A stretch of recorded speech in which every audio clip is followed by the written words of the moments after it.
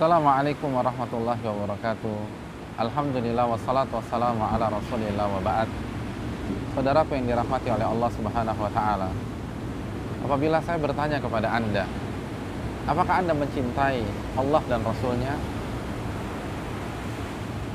Saya pastikan Anda akan mengatakan ya, saya mencintai Allah dan Rasulnya. Saudaraku yang dirahmati oleh Allah subhanahu wa ta'ala, bukankah cinta itu butuh pembuktian? Dan salah satu pembuktian, benar atau tidak, kita mencintai Allah dan Rasulnya adalah apa yang dikatakan oleh Abdullah bin Mas'ud radhiyallahu ta'ala an. Beliau pernah menyatakan, man kana yuridu an ya'rifa mada hubbihi lillah fa'rid nafsahu 'alal Qur'an. Barang siapa yang ingin mengetahui sedalam apa cintanya kepada Allah subhanahu wa ta'ala, maka tanya dirinya seperti apa ia memperlakukan Al-Quranul Karim, seperti apa ketertarikannya dengan Al-Quranul Karim, sebanyak apa ayat yang ia baca, dan sebesar apa animonya dalam mempelajari tafsir dari ayat-ayat tersebut.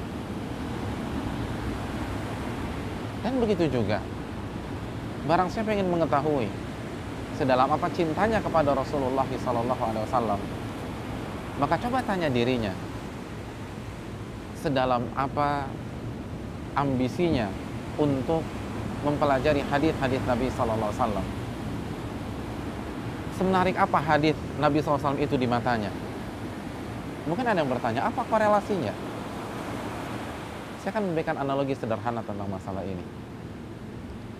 Apabila seseorang mendapatkan pesan dari orang yang ia cintai yang sedang tinggal di luar daerahnya atau sedang dinas di kota lain, ia mendapatkan SMS atau pesan singkat yang lain.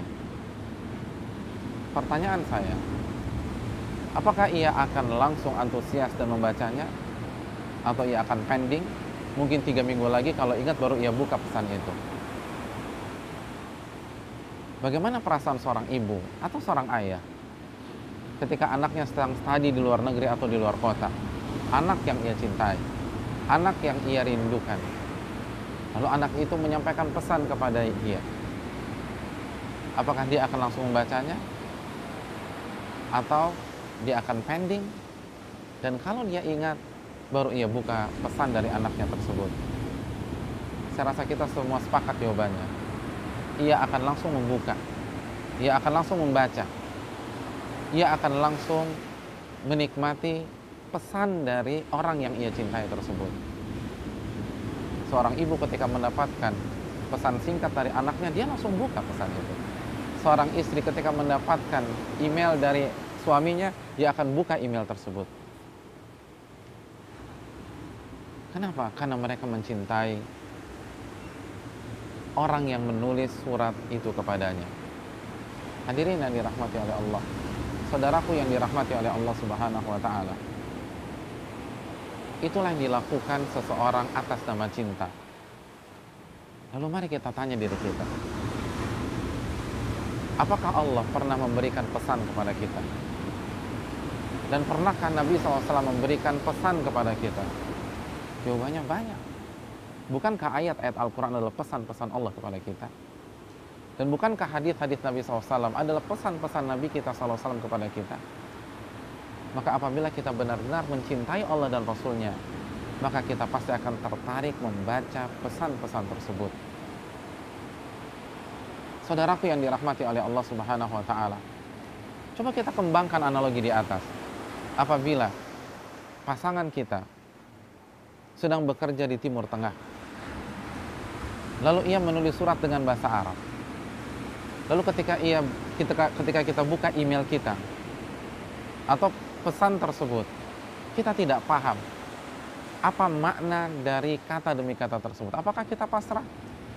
Atau kita akan cari orang yang bisa mentranslate, yang bisa menerjemahkan agar kita mengerti apa maksud dari bahasa atau pesan dengan bahasa Arab itu? Saudaraku yang dirahmati oleh Allah, pesan Allah dan Nabi-Nya SAW dengan bahasa Arab Ketika kita membaca iyyaka na'budu wa iyyaka nasta'in, lalu kita tidak paham makna iyyaka na'budu wa iyyaka nasta'in, apakah kita akan pasrah atau kita akan cari orang yang bisa menjelaskan dan mentafsirkan iyyaka na'budu wa iyyaka nasta'in?